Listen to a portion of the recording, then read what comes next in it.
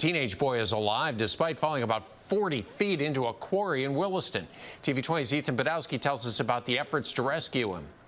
We're not heroes, just doing our job. Daniel Smith is one of the firefighters who helped rescue a 14-year-old after he fell into a quarry in Williston. He says it was shocking when he arrived and saw what happened. It's kind of an unreal situation. We don't get to see it very often.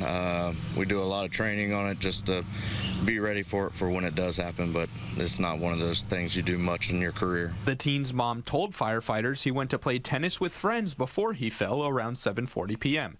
The quarry is about 30 to 40 feet deep and located behind a fence right near the park. Firefighters say they don't know what caused him to fall. Firefighters used a rope system and got the boy onto a backboard and into a basket to lift him 30 to 40 feet up to safety. Coming from a small community, and it makes you very proud. All of the firefighters there are local gentlemen. They were all born and raised here in the Williston area, and it goes without saying you're very proud of when they perform like that. I was just very happy that we had so many people that come together and was able to work together as one unit and make it so successful. Firefighters say the teen was conscious and talking with no major injuries when they found him. Chief Stiegel told me the quarry is usually filled with about 2 to 3 feet of water from storm runoff, and that the boy is extra lucky it was dry on this day. About 10 firefighters and police officers from 3 agencies were involved in the rescue. In Williston, Ethan Badowski, TV 20 News.